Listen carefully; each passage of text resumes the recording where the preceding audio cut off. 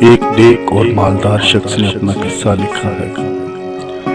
ایک دن میرا دل بہت بے چین ہوا، ہر چند کوشش کی کہ دل بہل جائے، پریشانی کا بوجھ اترے اور بے چینی کم ہو، مگر وہ بڑھتی ہی گئی۔ بالآخر تنگ آ کر باہر نکل گیا اور بے مقصد ادھر ادھر گھومنے لگا۔ اسی دوران ایک مسجد کے پاس سے گزرا تو دیکھا کہ دروازہ کھلا ہے۔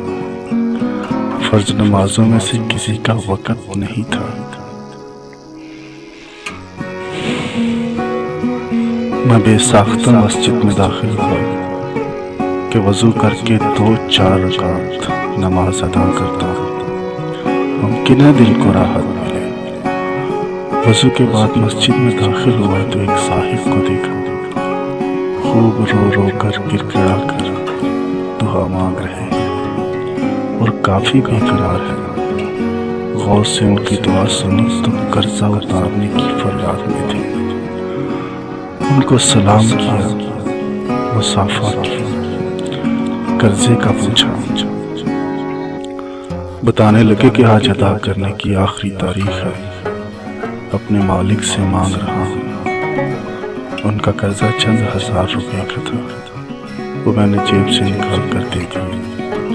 ان کی آنکھوں سے آنسو چھلک پڑے اور میرے دل کی بے چینی سکون میں تبدیل ہو گئی۔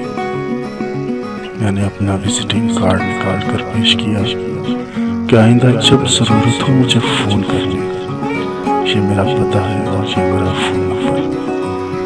انہوں نے بغیر دیکھے کارڈ واپس کر دیا اور فرمایا، نہیں جناب، یہ نہیں، میرے پاس ان کا پتہ موجود ہے جنہوں نے آج آپ کو بھیجا ہے۔